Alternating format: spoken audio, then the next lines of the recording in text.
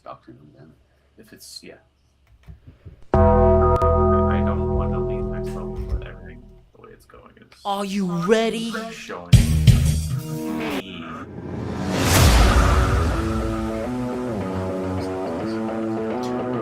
That's what I don't understand. They don't know something else.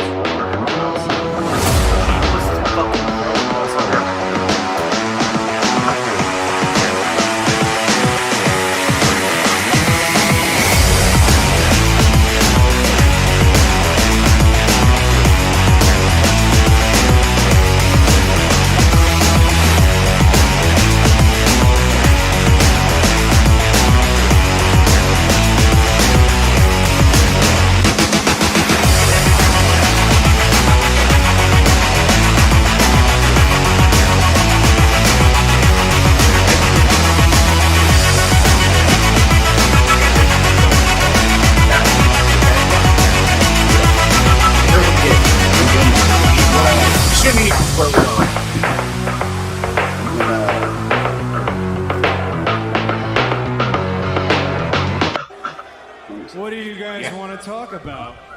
Let me talk to you. Yeah.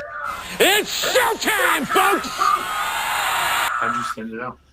You just shared. I just put it in. Throwdown Nation, what is going on? We are live on a Friday evening. It is August 28th, 2026.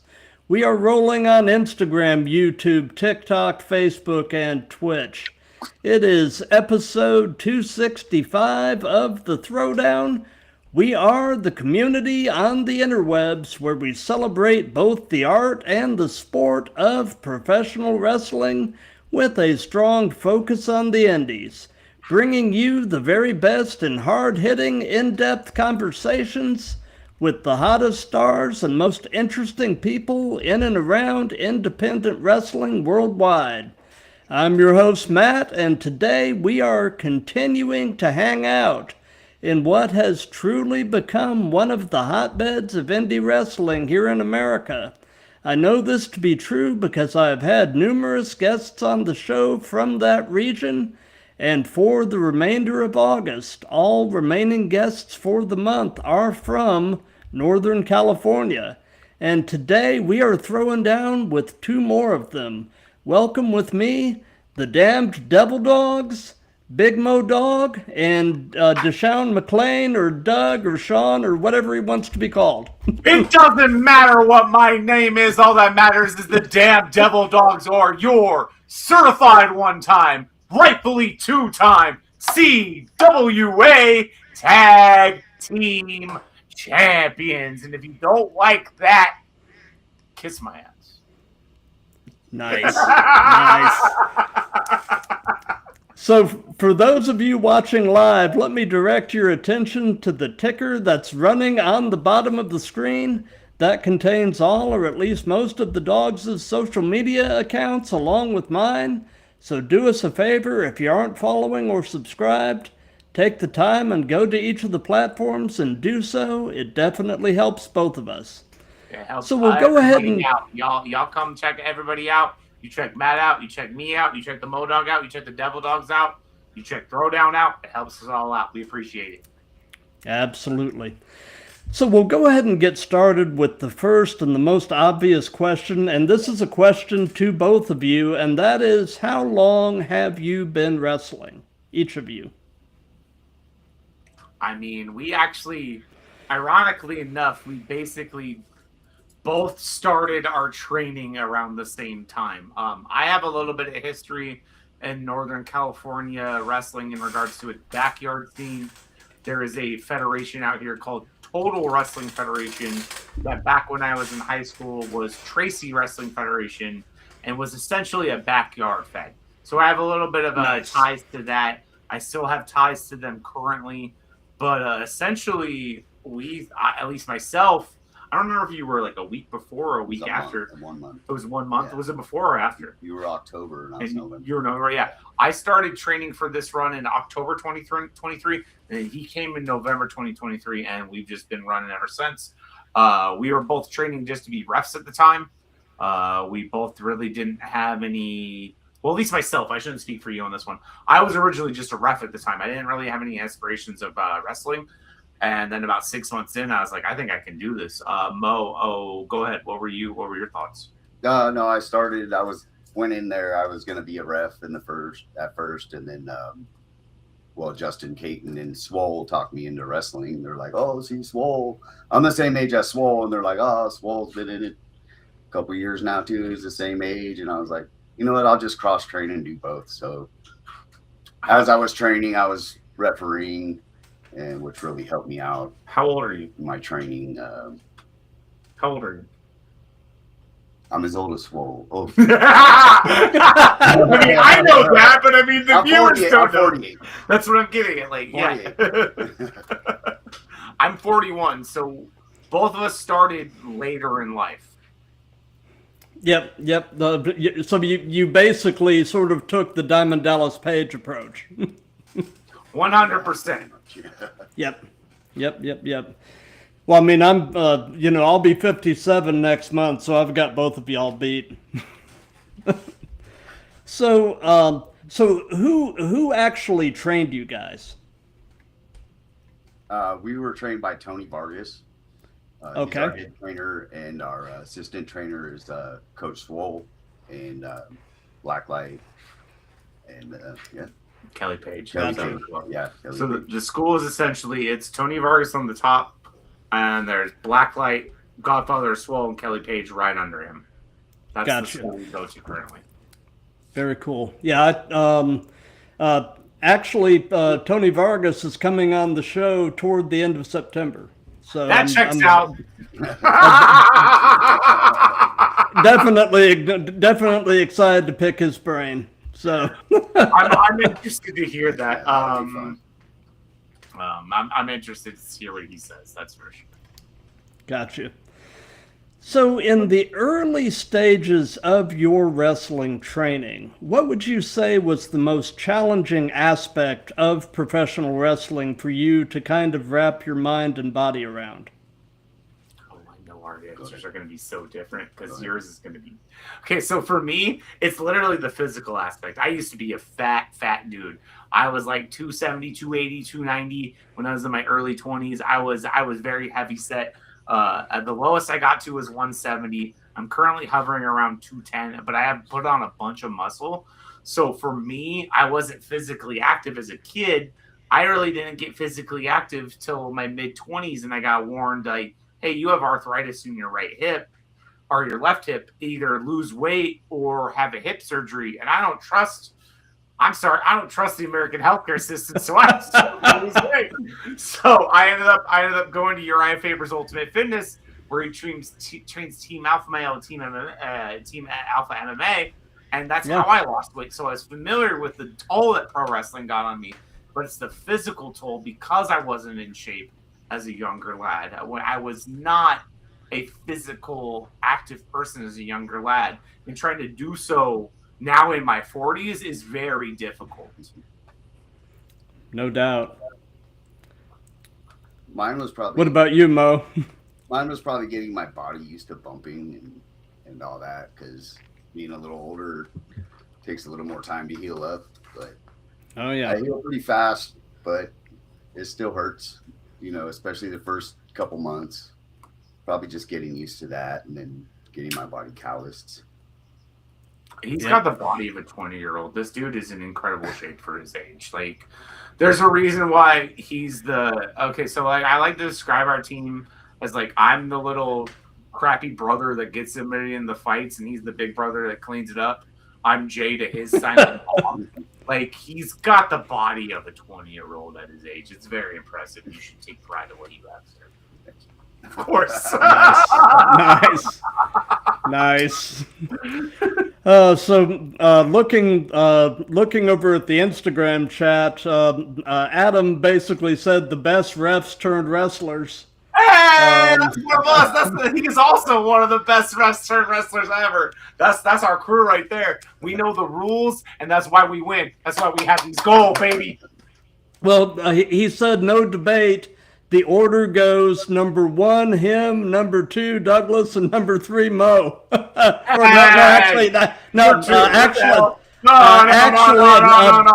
Actually, I misspoke. I misspoke. He had you, all three of you, actually at one. I didn't read it carefully enough. I did not read carefully enough. About to take this shirt off. So, yeah, I'm going to fuck you. Oh, Martin, sorry. So, did you guys come to? Well, I know that Douglas did, but did you guys come to wrestling with a previous athletic or other type of martial arts background? I did. As a kid, I played football and baseball, and the neighborhood I grew up on, we were always playing sports. We grew up in a low-income neighborhood, but in the middle of the neighborhood, we had a big field. We had basketball courts, so we were always doing something. And I did play organized football and baseball, a little bit of karate, and street fighting. That's about it. Gotcha. Street fighting, no big deal. So I'm presuming that both of you guys have been at least fans of this stuff the majority of your life. Is that pretty accurate? Yes. That's a safe assumption, sir.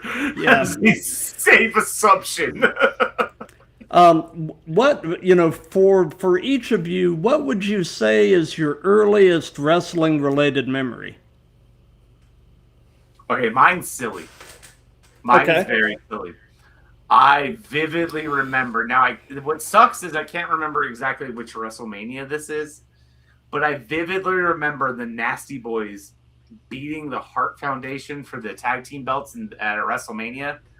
And I remember I was like 6 or 7 at the time, and I was big fucking pissed. I was big. Sorry, I cursed like a sailor. I was gonna stop that. That's fine. I was big guy. I was so mad. I was crying. I was furious. Nasty Boys sucked. The Hart Foundation were my guys. Jimmy Hart sucked. He cheated. I think my dad and mom had to tell me to stop crying. I was so mad. What about yours? Mine's not as animated, but mine was 1982. I was 5 years old. My cousin, I was visiting family on the East Coast. My cousin took me to Worcester, Massachusetts to see a house show, and I still have I should have brought it. It's a 8x10 of Tito Santana. Yeah, that's my earliest memory, my first ever show of wrestling since I was 5. Can you tell the Nice. story about how you almost got killed by a wrestler? Oh, I almost got ran over by Tito Santana. Yeah! I was at the Oakland Coliseum when they used to do house shows every month at the Coliseum. Then they would go to the Cow Palace. And we were going out to the parking lot, and this car was going really fast and almost hit me in the crosswalk. And I look, it's Tito Santana and Pedro Morales in the car. And Nice. Goes, oh, I'm sorry. What are you doing, Tito? I was going to ask if he said a Reba. Yeah, hit me with a flying burrito. Damn it. So, again, looking at the Instagram chat, 209 Loca, who is coming on the show on Monday, said Douglas looks like McLovin from Superbad right now. Hey, yo, you know what? Hold on. Pause. You know how many times? Hold on. I'm going to go to promo for a second. You know how many times in my life I've heard about that dumb movie? I'm tired of people being like, you look like McLovin. You look like Seth Rogen lost some weight. You want to talk? Come see me. This Saturday, you know where I'll be, 209 Loca. We'll be at the WrestlePlex. Show up and say it to my face.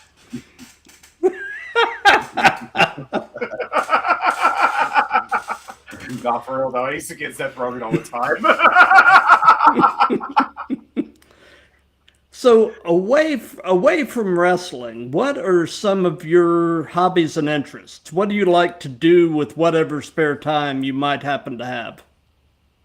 Myself, I like to go support my friends who do activities like us. I've got a really good friend who does piano at a bunch of improv shows, so he's playing piano while a bunch of people are doing improv comedy. So I like to go support that's cool. him. Before, in my early 20s, I tried to go pro at Texas No Limit Hold'em Poker and a terrible card game called Magic the Gathering. I don't remember. I don't recommend trying to go pro at either of them. I ended up bankrupt. I still love Magic the Gathering, not so much poker. I still love Magic though. And then I go to the gym a lot. I work. My full-time job takes a lot of my time. It's actually cutting into my training time, which is something that's been a hassle for me, but it is what it is. Mo, what about you? What do you do for fun outside of wrestling? Like, what are your hobbies? Nothing really. I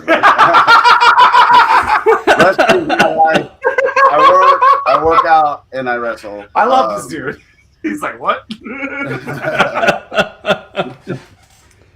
But I like to go to the beach with my wife, and I do some fishing here and there. But yeah, right now wrestling and work is pretty much my life.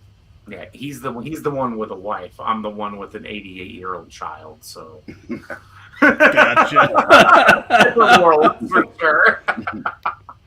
Gotcha. Yeah, I've got an 88-year-old child myself, but You get it. You get it. yeah. So, something that we've done in all of these, and we'll be getting to this later in the show, but we have a segment where we let the current guest pose a question for the next guest. And one of my recent guests, actually from your neck of the woods, D-Rogue, actually posed such an interesting question that I've actually incorporated it into my permanent repertoire of It's that questions. good of a question. Okay. It is. I'm very intrigued now. And we froze. Could be summed up in a movie, would it be? Apparently it's super bad, but Can you repeat it? You froze a little bit on our end. Can you repeat the question? If your wrestling career could be summed up in a movie, what movie would it be?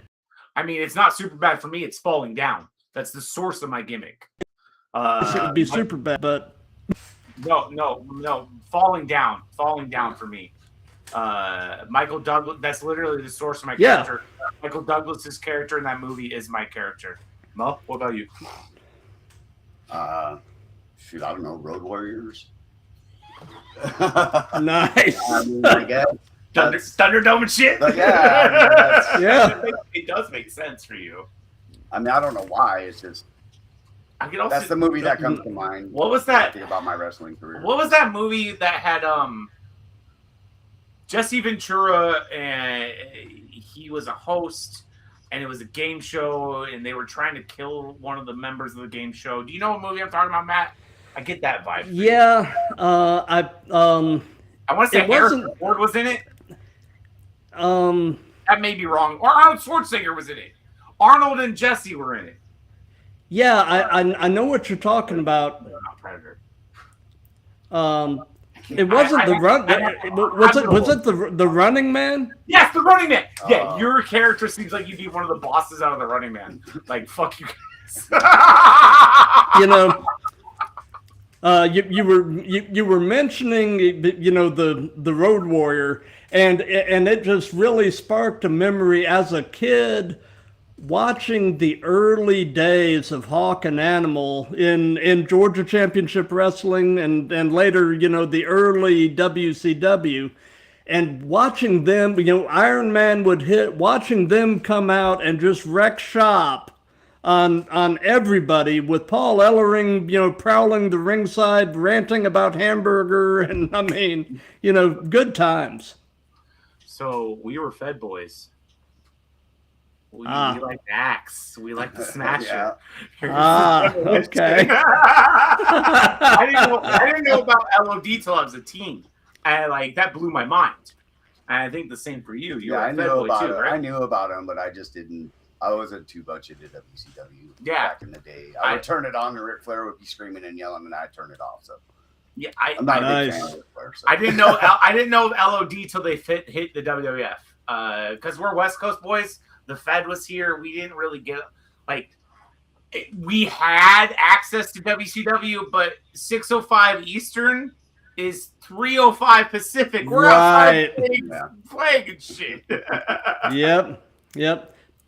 Interestingly enough, looking over at the Instagram chat, C.W. Anderson has joined. He's hanging out with us. Steve. Oh my god, I'm marking out right now. That's amazing. That is amazing. He's probably like, who's this Mark doing my gimmick? Why is he doing my gimmick? That's my gimmick. So outside of wrestling, what person inspires you the most and why? You go first. That one's easy for me. That's why I said you go first. Go ahead. All right, I'll go first. My grandmother. I take care of my 88, soon to be 89-year-old grandmother. We are currently in her house. I don't want her to go to a home, so I've made active decisions to take care of her, to make sure she does not go to a home. That has impacted my life. That is impacting my life in regards to what we love. We'll talk about that in a little bit. But I love my mom. I love my dad. I love my step-parents. I love my aunts. I love my other grandparents. But this grandmother, the fact that I take care of her, it is what it is. Dude, that is beautiful. I mean, you're doing the Lord's work. Too kind. What about you, Mo? I would say probably my wife. She lets Good me answer. She lets me be the big child that I am. I love it. I love it. I love that so much. I'm just a grown man trapped in grown kid a trapped grown kid body, trapped in a man's body. Aren't we all? And she supports me through all my crazy wrestling stuff, and she knows that I really, really love this. So yeah, my wife. That's awesome. I'm jealous of your support. That is sir. awesome.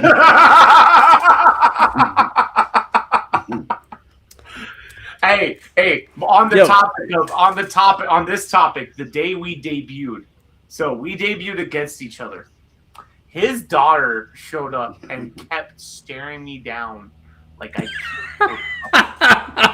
That was awesome. I was public enemy number one. I walked out that curtain. She's got the finger up. Boom! So we wrestled to a time limit draw, and we become a team, and we beat the crap out of the ref. We're walking back. Nice. She's just cheering. Yeah! Oh, that is great. That is awesome. How old's your daughter, Mo? She's 25. She's gonna be 26 next month. Gotcha. That's awesome. She's older than I thought. I thought she was a little bit younger. Damn. Hey, quiet. That wasn't saying it like that. I was like, she's in her early 20s, not mid. I wasn't saying it like that. Damn. Trying to give you credit.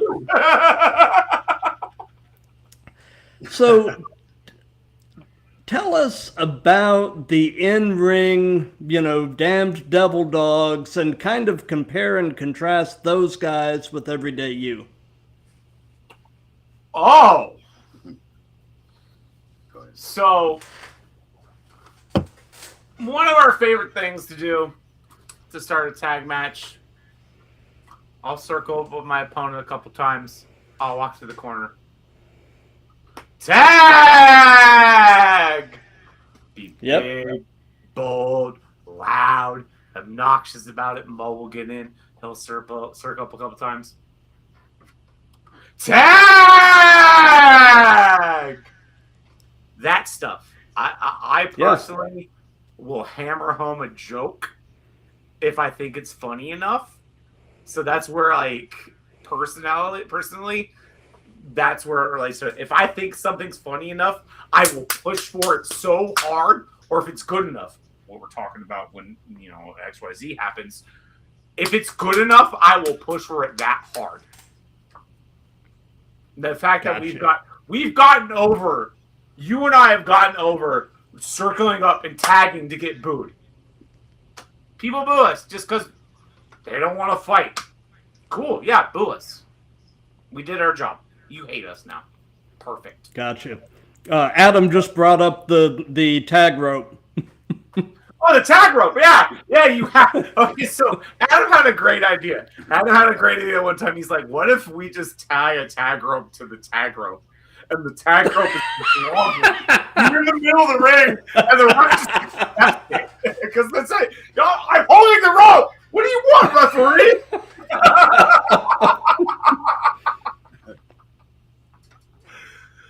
You go ahead. Your turn to answer the question. Huh? How is your real life compared to your ring life? Like for me, the tag thing, that stuff's so funny that I'm like, let's go, we're doing it. I just basically do stuff that's not politically correct.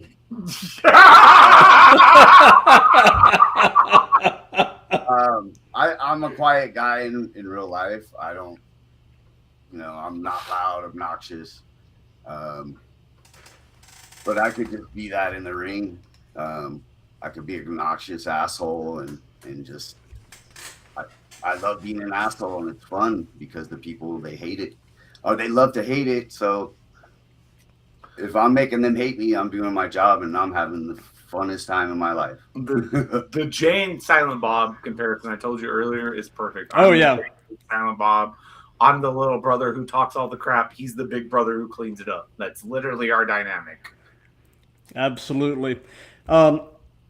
Previous guest, Big Pusha Elliot Ray, said, you tie a tag rope to the tag rope and I'm going to tie my boot up y'all ass. Hey, I'm going to take your boot. I'm going to turn some of them up, you know what, sideways. Shine it up real nice. No, we love Elliot Ray. Elliot Ray's a real one. That's a dude. That is a dude in NorCal who I think is... He literally has... What's the best way to put it?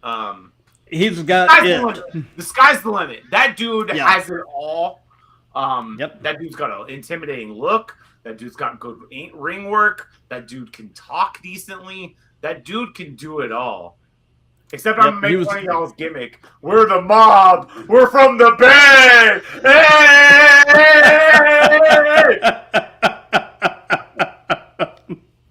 I get it. Yeah, buddy. Yep. But yeah, he was a good guest, and like you, I think bright things are ahead for him. Elliot's got he's young enough too. That's the thing. He's young enough too.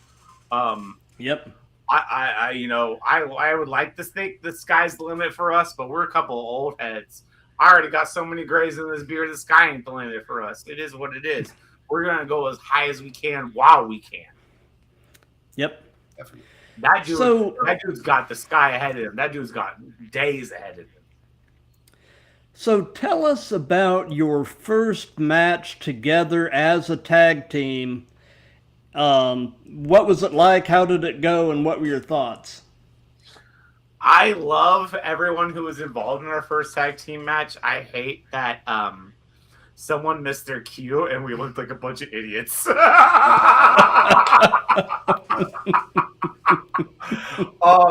Our first tag team match as a team was against Western Light. So our very first match where we debuted, we set pre-sale ticket records for the promotion where we debuted at an XL promotion between this man and I. We sold the place out essentially. We did a gimmick where it was 7 minutes. Winner gets a TV title shot. Well, we went to a time limit draw. No one got a title shot, and we decided to beat the crap out of the ref afterwards. Yeah. The ref was a female, which got us that's even better. it was literally gonna be her or our artistic student. It was one of the two. And I was like, which gets us more heat? Unfortunately, the female gets us more heat. She's about 4'8". Yeah, she's 4'8", like maybe 90 pounds. She's tiny, she's small. The autistic student was down, but the heat we got from hitting her was it. And so that led into our first match, and she's supposed to get her comeuppance on us. They beat us. I'm sitting there waiting for her to kick me square in the junk. Waiting. She turns in front of me, punches me. I bend over. I'm waiting. Can someone kick me over? I'm bent over like this while everyone else is posing around me. Like,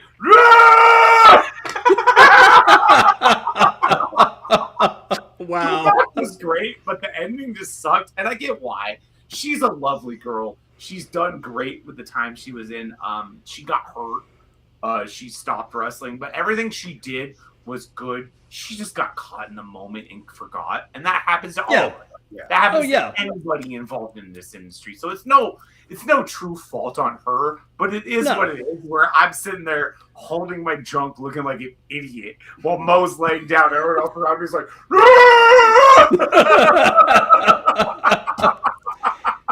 Yep, we all have those moments where you brain fart and you vapor lock. And, you know, oh yeah.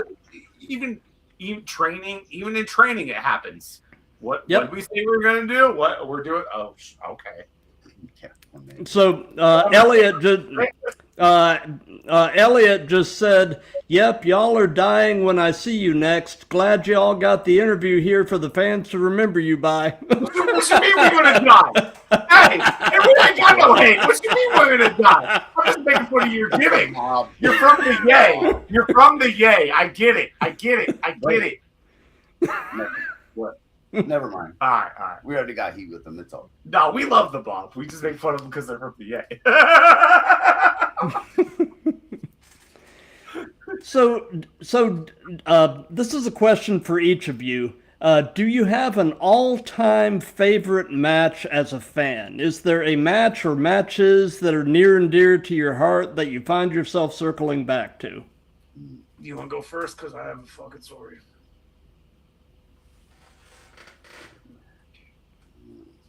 You want me to go first? Yeah. Okay, so I have a story behind my favorite match. My favorite match of all time is Undertaker, Mick Foley, Mankind, Hell in a Cell, 1998, King of the Ring. Now, I had beforehand kind of knew of Mick Foley's history. After this match, I found out about, IWA King of the Death, all that stuff beforehand. Whatever. As a 13-year-old, watching Mick Foley get thrown off that cell was the most mind-blowing thing in my life. And then, I want to say it was September or October that year, the VHS came out of King of the Ring 98. I went to the store, rented it, got a late fee. Went to the store again, rented it, got another late fee. Went to the store, rented it. 3 times I got a late fee on that video. My mom was so mad. She was like, "Why do you not take this back?" I was like, "You don't understand, Mom. Mick Foley gets thrown off the cage. Mick Foley gets choke slammed through the cage. Mick Foley is a bigger star than Undertaker at that point, in my opinion. Mick Foley is a bigger star. Dwayne Johnson and Mark Calloway owe Mick Foley so much money. Same with fucking Paul Levesque. Those 3 owe that man so much money." Yes. And I was enamored. I was enamored with what he did. I was enamored with how he gave his body. And I was like, that would be me if I ever was a pro wrestler. I would be Mick Foley.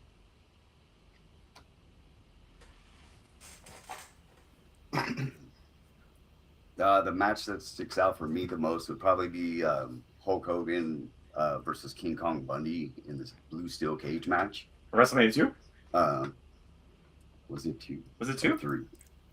Yeah, it was 2. I think it was 2. It was wasn't it Saturday night's main event? I thought they had the cage at 2. The blue cage. I thought the cage. I think the one-on-one was that. It's when Bobby Heenan hold. Yeah, that's 2. That's WrestleMania 2. Yeah. Probably that match, just because I was so emotionally involved and I was a little Hulkamaniac. So Probably Nice. that match sticks out to me the most. I mean, Okay, so pause. How many of us that were 80s heads weren't Hulkamaniacs? Like, all of us were Hulkamaniacs. If we were in the, okay, so if you were a Fed fan, that's what I should specify. Because if you were a WCW guy, you weren't a Hulkamaniac. Yeah. But if you're a Fed No, guy, I wasn't. who wasn't a Hulkamaniac if you weren't a Fed guy? Like, we were, those vitamins and prayers, brother, were going down. That doesn't work for me, brother. Like, woo! King and Ric Flair did that. Yeah, both of them. Yeah, he had double the woo. Yep. Yep. Stereo woos. Yep. Stereo woos. You know, growing up, like I said, you know, I've been a fan since I was around 11, so that was the early 1980s, you know, back in the territory days.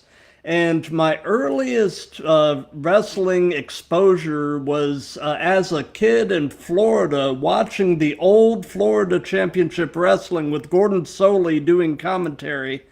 And the first feud that I found myself invested in was Dusty Rhodes and Kevin Sullivan. And at the time, Kevin Sullivan had this whole satanic gimmick going on.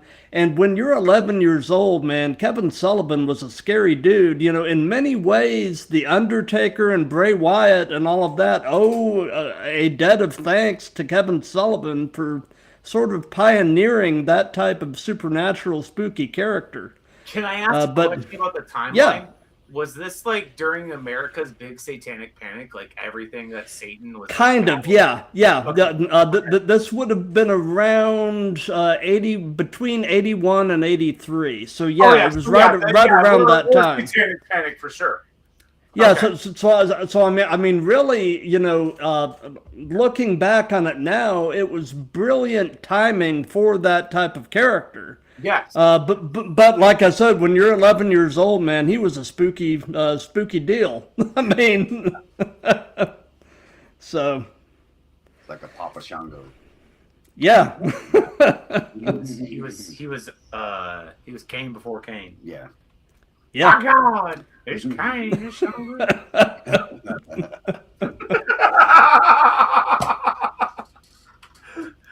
So this is one of these questions that the answer can almost change, you know, hour to hour, day to day, week to week.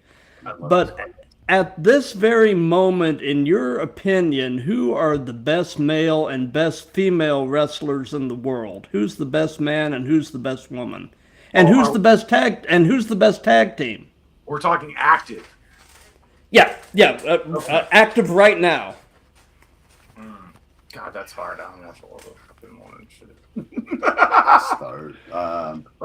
You start. I Probably the best woman right now is, my opinion, Liv Morgan. That's fair. The best male, he's actually my favorite right now, CM Punk. And tag team, the damn Devil Dogs. Yeah. We are the So best that's tag it, so- team. That's what it is. We are the best tag team. So to answer your tag team, the damn Devil Dogs is right. As far as the male goes, best in the world currently, Kazuchika Okada. As far as Won't argue that. As far as a female, I really like Gulia. She's not getting a push. I really like Gulia a lot, or Julia. I don't know how they pronounce her name. Vakur is cool. Willow's very fun. I like her gimmick. Yeah. I really like Willow's smile anyway, nothing matters gimmick because it relates to my life. It'd probably be Willow or Julia at this point for me from females. Got you. So, in the time that you guys have been following wrestling, what would you say is the biggest / worst example of a wrestling company dropping the ball with a talent?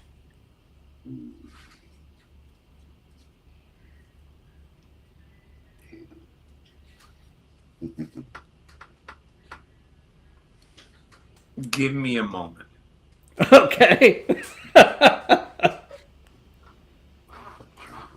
Biggest drop of the ball. Yeah. Um, The snatching defeat from the Jaws of Victory award.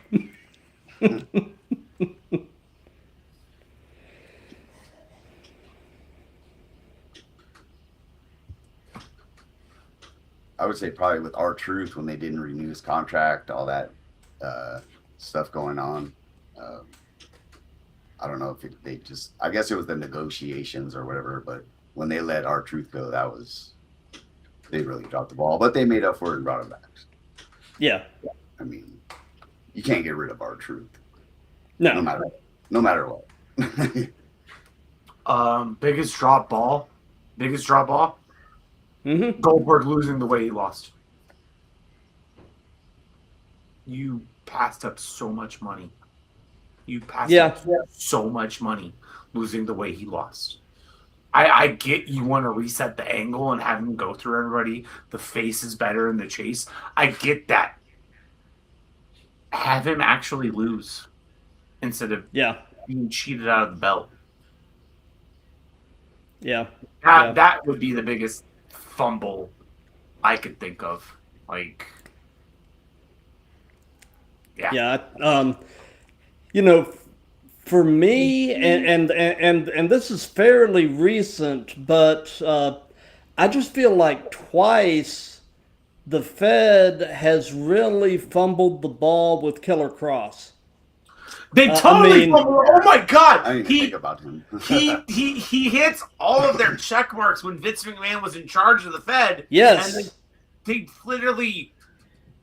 You know what? I'm of the conspiracy theory that Triple H doesn't know how to book a spooky character, and that's why you don't see spooky characters anymore. He doesn't know how to book. But I mean, they had him going on all cylinders in NXT, and then they bring him up to Maine and turn him into the Gimp Gladiator. I mean, it was just. And then they bring him back, and he's starting to gain traction, and they cut him again, or they I don't get it. Okay, so that's two different management mentalities though, because the first time he's there, Vince was in charge. Now TKO's in charge. TKO's the same company that left Francis Ngannou, their UFC heavyweight champion, walk. They let him walk because they didn't want to pay him. I know. Man, Ngannou was a scary man too. Oh my God! He still is a scary man. That dude kills so many people. Oh my God! Man, it hurts my heart that he never got his hands on John Jones. You are speaking to somebody who respects John Jones as a martial artist, but can't stand him as a person. So yes. Terrible human being. Yep. And that dude is a person, but he's an amazing fighter. Holy God, that man's an amazing fighter. One of those jabroni fans down in where were we the other week? Danuba trying to call us paper champions. Oh, that guy. Yeah, you know who's a paper champion? Conor McGregor's a paper champion because he never defended any of his belts. We've defended these 2 times. That means we ain't no paper champion. And Conor McGregor is fragile. I mean, they need to just wrap him in bubble wrap and So fragile. His ego is so fragile. Yeah. Well, ego and physically. I mean, Yep. But so 209 Loca commented, "You lost me at Liv Morgan." I guess she's not a fan. Hold on. 209 Loca, you step in this ring yet? You take this bump yet? We got classes Tuesday, Thursday, and Sundays. Show up. There's even a class in 209, 4 days a week. Oh, there's the school in 209 too that runs. You got the 916, you got the 209. Hell, Oasis is in the Bay. That's where the mob's at. You can go train with them too. Show up. Nice. Don't talk about it, be about it. Come train. Don't talk about it. Be about it. That's why we got these belts. Because we didn't talk about it. We were about it. Bowdy, bowdy, and rowdy, rowdy. Howdy, bowdy, rowdy, rowdy. So, and this can be present day or past. Who would be a dream tag team opponent for you guys? Who would you love to have the opportunity to share a ring with? Demolition. So my answer is very hipster, very obscure. There was this tag team in what became Dragon's Gate, but essentially Toromon, which is Ultimo Dragon's school. They were the Florida Brothers. They were this comedy act of Japanese dudes who act like they were Americans. I love that. To wrestle those two so badly. Like, they would come out, they would do the pose, they'd be in American singlets, the USA themes going on, they're just sitting there cheesing, smile. They do a bunch of like silly gimmicks where like they'll tell you to stop, they'll put an invisible door in front of you, be like, you can't get through, and then you get through and punch them in the face. Oh, that is great. Like, for me, like, his is the legit answer. Us versus Demolition is the real answer. Comedy-wise, us versus the Florida Brothers. Sign me up. Nice. Well, Adam just said us three versus Axe, Smash, and Crush. Yep. Hey, or the mob. Hold on. We got to take the role of Doink because Crush Bra, we're gonna make kids right. We made a child cry. We made a baby cry. We made a baby cry. That's some heel heat. We made a baby cry. That's just good policy. Babies should cry. Kicked off, made a baby cry, baby. Yeah. So 209 Loca says, I don't train for wrestling, McLovin. I train for many other things. You say this now, but you never say it when you see me in person. She is itching for a fight. You are jonesing for it. Hey, you know what? August 26th, the WrestlePlex. This hasn't been announced yet, but September 18th, Lodi, the 209 Dragon's Den. September 19th, Stockton, Total Wrestling Federation. September 20th, Kerman, Blacklist. September 26th, WrestlePlex, Sacramento, Next Level Pro Wrestling. 10-3, October 3rd, CWA, Fresno. Show up. I'm right here. I'll say all this right to your face, girl. Nice. And, you've got to definitely do the show in Stockton and bring down the Stockton slap. Hey,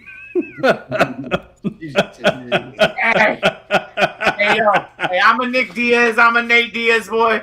I love the 209. Matt Freeman, you piss me off sometimes, but I love you too, you son of a bitch.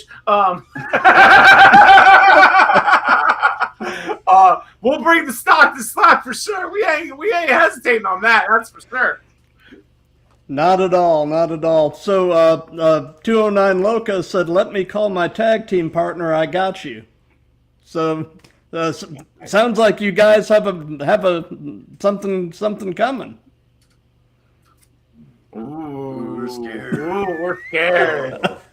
We'll book the match on February 29th, all right? Love it. So, what, this is a question for each of you. What is your favorite move? What is something you just really enjoy doing? And then on the flip side of that, is there a move that you won't do or you would at least rather not do? And that can be giving or receiving. I won't take a Canadian Destroyer. That is the most common response to that question. Nobody likes taking destroyers. I don't want to get dropped on my head. Like, drop me anywhere else on my body, not my head. I've already got concussions from taking chair shots and being a dumb 90s, 2000s wrestling baby. No, don't drop me on my head. Drop me anywhere else. What about you? Gotcha. Yeah, I don't like back body drops or anything like that. Anything with my neck. I've already spiked myself a couple times. Nobody's fault but my own, but it doesn't feel good. Yeah, anything involving the head, I'm cool. The move I do like to give is we do a move in the corner where we'll like stomp them 3 times, tag me in, and I'll stomp them like twice, go to the corner and knock somebody off, and then I'll give them a drop kick, flying drop kick. Think like New Day's Unicorn Stampede, but he ends with the drop kick up and down on the corner. Yeah. So Nice. That's one of my favorite moves too. We have this move that Lester Legend gave us that I actually think is really cool and looks really cool. That's why I like it a lot. I'll tag Moe in. I'll whip our opponent like I'm whipping them to their corner. Yeah. Bring them back to our corner. So it's essentially a whole 360 whip. Moe will bip off the other person. He'll hit him with a clothesline. I will put my knee down, and he'll bulldog them into my knee, and it just looks so cool. It looks destructive. All the motion that we do into it looks really cool. The timing looks really cool. We always get good pops when we do it. The drop toe hold and the splash always gets good pops too. We do another move where each of us will grab one arm. I will grab their left side. Mo will grab their right. We'll throw them into the corner 3 times. I will drop toe hold them. While I'm drop toe holding them, Mo hits the ropes and then hits them with splash as they hit down. So we try to take a bunch of our tag team moves from like older school mentality. We're not trying to be fancy. We're trying to be impactful. Want to be like the Stoner. Gotcha. Yeah, we want to be like the Stoner Brothers. We want to be like the Stoner Brothers. All of our shit makes sense. It looks devastating. That's one of the best tag teams in our scene. Like, we got the chance to wrestle them once. I wish we got the chance to wrestle them more, but the one time we did, it opened our eyes to so much, and they've given us such great feedback every time we've been on shows with them. Those dudes, I wish we were able to go down their school more, but real life is real life. Stoner Brothers, what is it, Derek and Dustin, their real names. Ricky and Scotty. Yeah. Ricky and Scotty. We love you too. Rick, Scott, Rick. We love you too. We owe you to the world. Yeah, those guys. We definitely wish we had one more with them. That's for sure. Yeah. Gotcha. You will. So, you guys are both in your 40s, so I'm sure this applies to one degree or another. So I'll ask each of you what hurts right now. Or should I maybe ask what doesn't hurt? I'll go first. Mine's quick. My lower back, but it's mostly from work. I went into training last night from work, and my back was hurting a little bit, and I started training and rolling around and warming up, and my back felt better. So it's not really from wrestling; it's from working my whole life. So that's pretty much it right now. My lower back. Mine, unlike his, is from wrestling. A couple weeks ago in Danuba, we faced Gabe Bravo and CS Maverick defending our tag team titles. And Gabe was pitching me what he wanted to do, and he's like, "Hey, you want to take a buckle bomb?" And I was like, "Yeah, that's fine, whatever. I'm going. We'll talk about that subject in a minute. I'm planning on something. Sure, I'll take a buckle bomb, whatever." I forgot what Alsto told us at the seminar. Don't take apron bumps. Don't take buckle bombs. Mm-hmm. My back has been on fire for 2 weeks. My back sucks. My knees suck.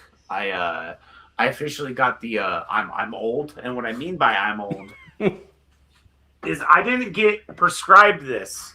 The doctor gave me the arthritic cream for my knees. So nice. I was like, you gotta be kidding me right now. Oh man. So my knees hurt and my back hurt. That's what's killing me the most. My feet hurt. We did. You remember? I remember. This was like 3 months ago. We did a battle royal, and I was screwing around, and I threw my shoes off for some reason, being a dickhead heel. I don't need no shoes. Whoop. And I got eliminated.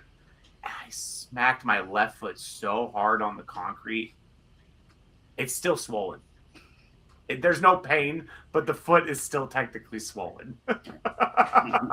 Nice. Yeah, you know, you guys have a lot to look forward to. The 50s are a strange time. Your body starts doing all kinds of weird stuff. I have thrown my back out.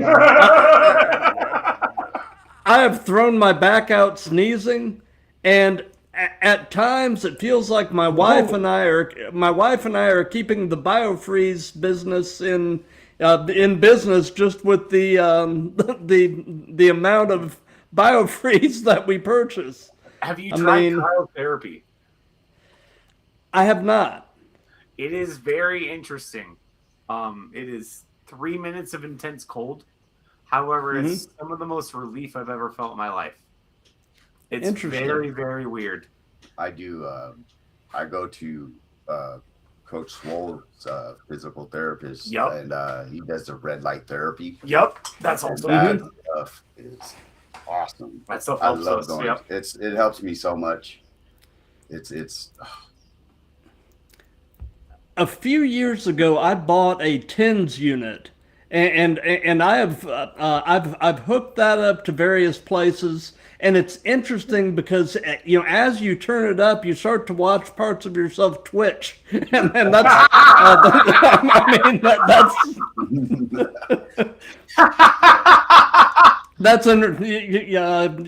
you know, really that's as good as a 6-pack and a bug zapper on a weekend night. You're not wrong. You're not wrong. Oh my God, you're so not wrong with that statement. I mean, for this guy, it'd be maybe a joint.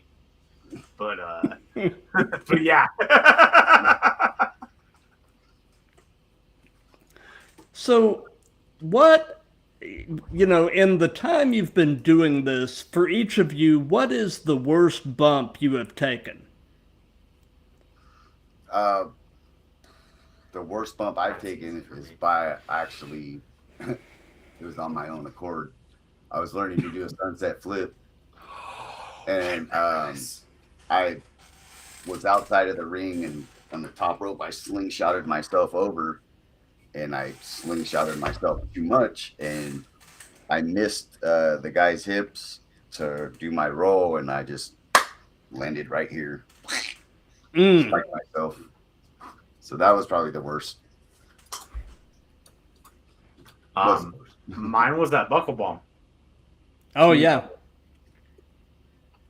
Don't take a buckle bomb, boys. Anyone pitches you a buckle bomb, just say no. It's not worth it.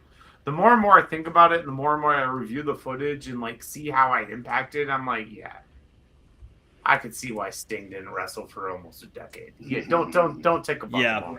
No buckle bombs. Yeah. Get rid of buckle bombs. That's my hot wrestling take. No buckle bombs. Man, Rollins loves himself some buckle bombs too. He does. Those shit. I don't get it. I mean, you know, there's a lot. There's a lot in professional wrestling that I wonder why anybody puts their bodies through it, and the buckle bombs are definitely one of them. You know, another move that I always kind of get a queasy feeling when I see it being set up for is the vertebreaker. That move, it always looks like there are so many ways that could go catastrophically bad. So. Oh, dude, the vertebreaker's crazy. I loved that move as a kid, but like that move, I would never say okay to taking that. No, I'm not taking that. No. No, that's. I love that move in video games. That move's awesome. Oh yeah. Yep. So another question for each of you: if you could give any advice to your younger self, knowing everything you know at this point in your life, if you could give any advice to your younger selves, what would it be? You go first. This is way too easy for me. Probably invest my money wiser. Yeah, that's what I would say. I don't want to say that I would have started wrestling earlier, because I probably would have done some crazy ass stuff and hurt myself pretty bad back in the day. I was going to train at APW when I was 18, but it's too expensive. But yeah. For me, I wish I would have started wrestling earlier. I was involved in the scene as a younger lad, but I never wrestled. TWF, Total Wrestling Federation, known as Tracy Wrestling Federation at the time, their very first live show was my high school senior project. So that's how I graduated high school, was putting on a live pro wrestling show. Typically, most people, like most said, I wouldn't want to tell somebody to get, younger to get started, but I was already in the scene. So I should have gotten started earlier instead of getting started later in my life. I would have loved to started earlier. I mean, yeah, for sure. Yeah, but you weren't. The way it worked out. Yes, that's why I'm saying. Now, that's why I'm saying the way I say it. I'm like, I was here Yeah. in the scene earlier in life and wasn't around. I was just a ref. Yeah. Gotcha. So, do you guys have any pre-show traditions? Any things that you try to do consistently before you walk through the curtain? At Next Level, Adam, Moe, and I will make fun of the entire audience as they walk in. You paying EBT asses coming in here, not paying no money. Nice. So coming here, want to talk all this smack about the old dudes. No, we'll talk it right back. So at Next Level, before the show starts, Moe, Adam, and I, there's this little awning that we're up.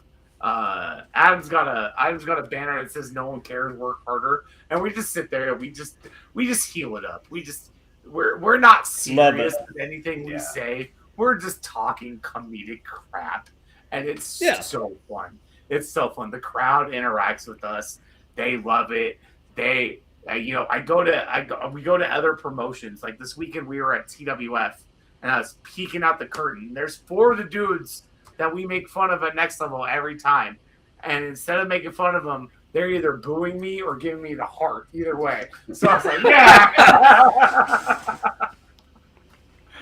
So no, at Next Level, one of our pre-rituals is just to make fun of the crowd. Myself, in regards to a wrestling match, and it happened this weekend, which thankfully our match went well, but I like to time an energy drink about an hour before my match so that caffeine kicks in.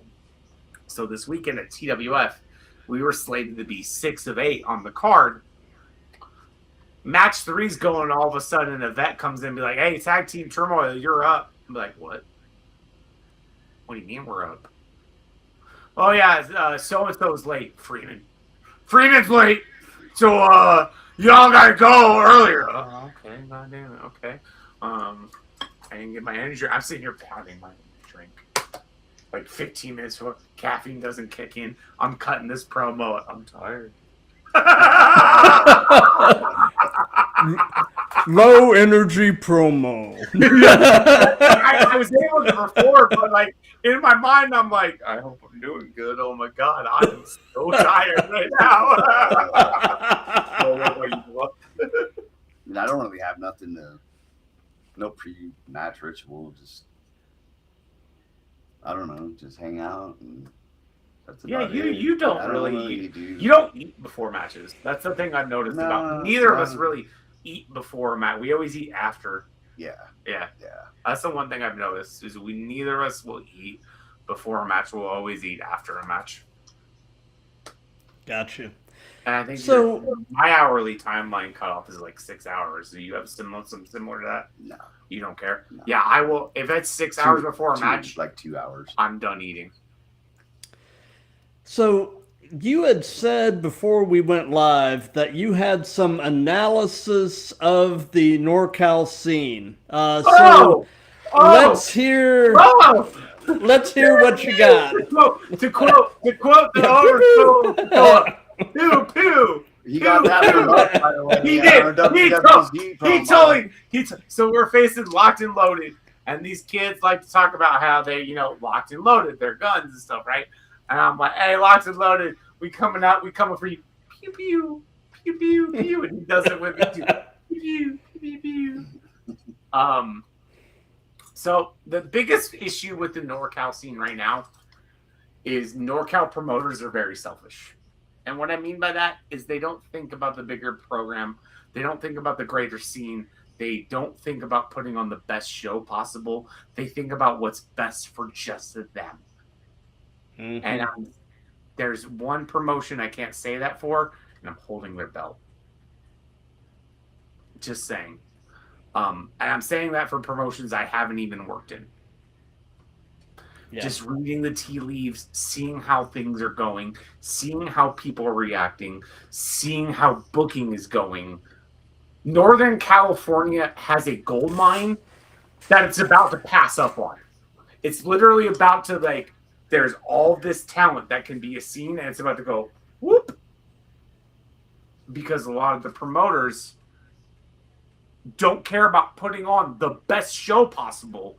They care about putting on what they feel is the best show. Not the best show for the fans. The best show for them and their company. And that's why this scene is struggling. I've always said, I don't give a shit if I win or lose, as long as it makes sense and as long as the show is good. There's a lot of promoters in this scene who can't get that concept. And I honestly hope I get myself into a better financial position to run against them. I'm saying it now. I want to run against you because your selfishness impedes this business that you say you love and care about. Yep. And, you know, right now with wrestling being what it is, a rising tide lifts all ships. There is room enough for everybody, and collaboration and carryover is the name of the game. It has to be. In order for a scene to really flourish and continue to flourish, you've got to, you know, it can't be all about your particular promotion. It has to be about the scene at large. Do you think punk bands go at each other like the way professional wrestling brands go at each other? No. Do you think rappers do, because there's the whole But I mean, any other form of music, do you think they go at each other the way pro wrestling promotions go? No. Tribalism sucks. Tribalism's stupid, and it is literally impacting this scene crazily, and the people that are influencing it don't want to realize it. Absolutely. So Jason Hastings, CWA, is in there. And he says, "My sons." Yeah, we love you. We love you, boy. That is awesome. He knows. I swear to God, I'm saying a lot of the shit he says internally. I swear to God, he's sitting there with a smile on his face right now. Like, these are my boys. These are my boys. Maybe I need to get him on the show. You should. Oh my God, you should. That man is so smart. He's done so much in this industry. He's interacted with so many stars. He's done so many things. He deserves his flowers tenfold. Absolutely. I will reach out to him about coming on, because I think picking his brain would be a lot of fun. Oh, yeah. He's so smart. I was telling this man, I don't want to touch on too much news, but I was telling this man, if what rumors are, we're making a trip down south. That's all we'll say about that. Nice. So we're at the point now where we're doing the segment where the previous guest asks a question for the next guest, and the previous guest was Adam. It's our boy! and the question that he posed is, explain to the world why the Devil Dogs and he are the greatest. Oh, that's simple. We're not afraid. We're not afraid to look you in the eye and tell you you're wrong. We're not afraid to look you in the eye and convince you that we're right. We're not afraid to walk that aisle and get booed by people we don't even know. We're not afraid to walk that aisle and get cheered by people we don't even know. We don't care. We're there to make an impact. We're there to make memories. We're there to put a seed in your head. This is one of the greatest things Adam, this man, and I ever did. We're at a charity show at a church, right? We're at a charity show at a church, and we're in a, what was that, Battle Royal first to start? There's a Battle Royal, right? Yeah, we're in a Battle Royal first to start. And there's these two girls, like 8, 10, 12. They both have WWE replica belts. They're in the front row. They're cheering. They're thrilled to be at a wrestling show. What did this man and I go do? We go mess with them. Hey, give us our belts. Give us those. They're like punching us. They're swinging at us, whatever. Intermission comes. This smart man walks over to their moms. The kids left the belts at their seats. He walks over to their moms, and he's like, hey, we're the next match. And he just grabs them. And the moms are like, oh, yes, absolutely. The moms are already thrilled at what we're doing. He comes running in the back. I see him. He's got the biggest shit-eating grin on his face. I start laughing. Adam sees it. He goes, oh, my God. So we go out there. Before we even go out there, intermission is about to wrap up. The girls go back to their seats. Their belts are gone. They're losing their mind. They're walking around the ring trying to find. They're so mad. Our music hits. Adam goes out. We go out. We have their belts. Those are ours. They're heated. We put them on Adam's shoulders. He's holding them like he's taunting in front of them. Our opponents was it Judas and Keyshawn that day? I think I want to say it was Judas and someone else. I can't remember. Yeah. It was. I want to say it was Keyshawn. Judas Day, and if I remember correctly, it was Keyshawn Calloway. They beat us up towards the girls, and they get the belts from Adam. These girls were so insistent on hitting us with their belts instead of just normally oh, we're holding the wrestler, just give him a chop. They're like, no, smack, smack, smack. It was awesome. It has a memory I will never forget because those kids will never forget that day either. Those kids will never forget when we messed with them, gave them a great time, and then had a photo with them after the show. Yeah. You made a moment and you made a memory, and ultimately that's what all of this is all about. That's what this. That's why I said that's one of my favorite moments of this journey because those kids will never ever forget that day. Yep. Never. Adam just said we won those belts fair and square. We did. He's right. We did win those belts fair and square. I have always been of the opinion, especially if you are an adult, if you're walking around with a replica belt, you should have to defend it. Yes. I mean, You're just walking down the street. Yeah.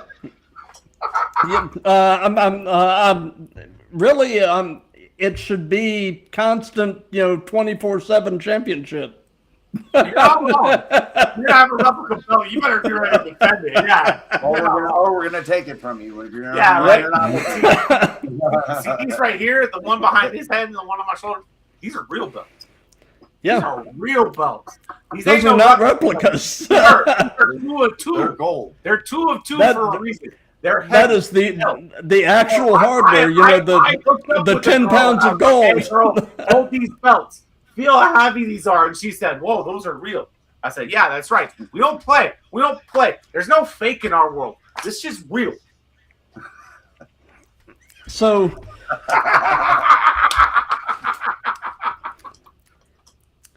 since this is part of a series, do you have a question you would like to pose to the next guest who just so happens to be 209 Loca?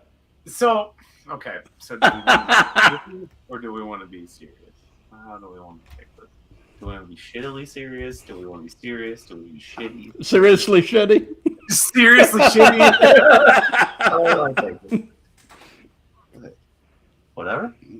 Okay. She's talking shit. She deserves whatever. Okay. So 209 Loco. I have actually a couple questions to you. I have 3 questions for you. Okay, what you got? Number 1, favorite match of all time. I know you're going to ask that, but I want to know. Number 2, why are you a fan? Number 3, will you train? Good questions.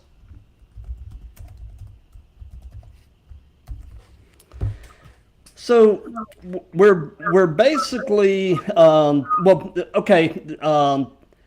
during his farewell tour, John Cena kept bringing up the concept of leaving wrestling better than he found it. And that actually kind of resonated with me. I thought, well, what a cool thing to kind of be striving for. And so I've kind of incorporated that into my repertoire here. So, when you eventually leave professional wrestling, how do you hope to leave it better than you found it? What do you hope to do to make a difference, or are doing? I just would like to pass on my knowledge that I've learned to other people. That's kind of what we do at the academy. Also, it's just whatever we learn, we teach each other. It's kind of everybody learns from everybody with the specific guidelines. But yeah, I would like to pass on knowledge to other people that I've learned in business. Man, screw this sport. This shit sucks. Wrestling's dumb. No, I'm kidding.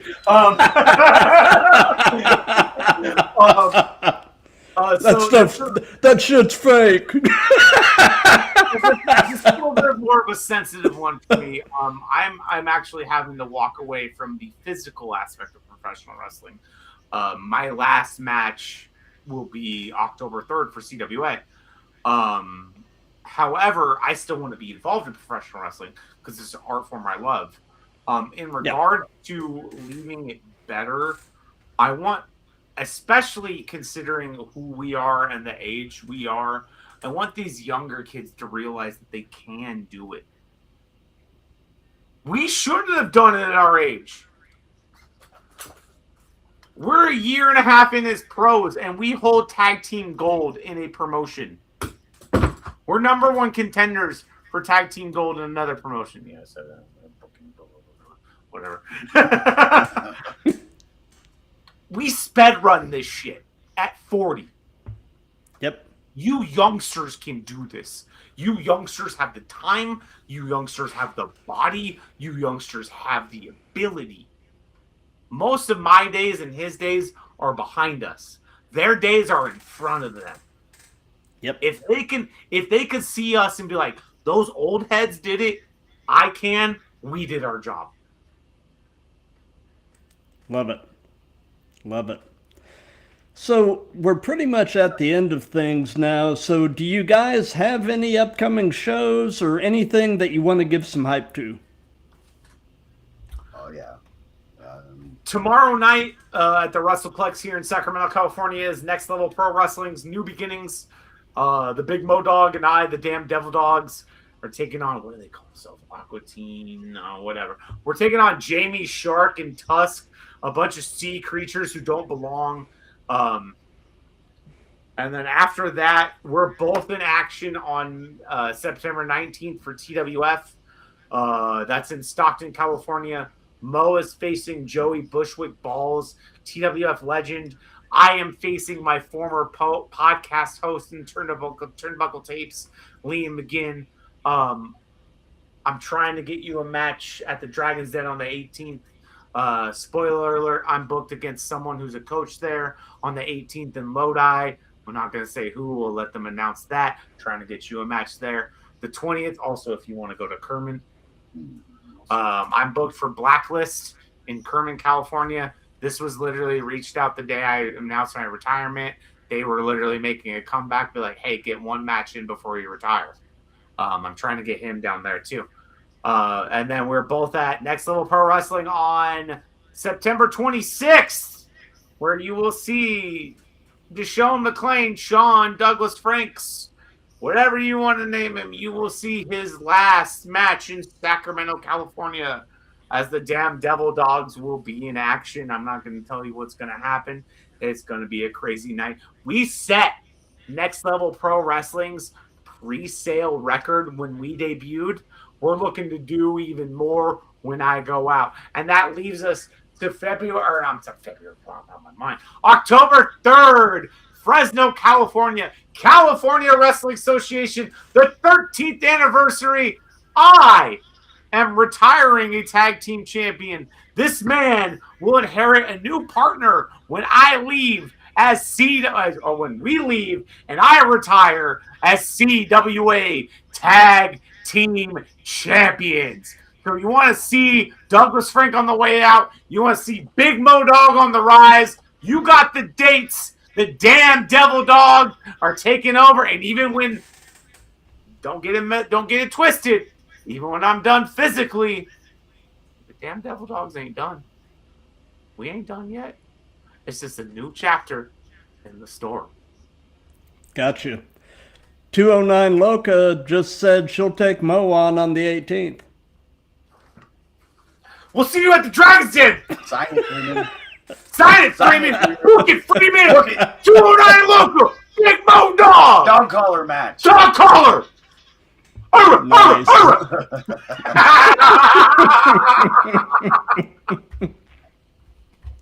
So as far as what we've got coming up on the Throwdown, this Monday, the 31st, 7 p.m. Eastern, 4 p.m. Pacific, episode 266 with, we're doing a Superfan Spotlight episode with 209 Loca. And then on Tuesday, terrible area code. on Tuesday, September 1st, 7 p.m. Eastern, we've got episode 267, and we are leaving Northern California, traveling back over to the East Coast to Florida to speak with the Cowboy Kid, Andrew Mitchell. And as far as what's coming up, I am actually booked pretty much through the majority of the month of September. So definitely keep an eye on my socials because there's some cool stuff coming up. And I've got to thank you guys for your time. This has been an absolute blast. And for sure. And for those of you who have been watching this live, thank you.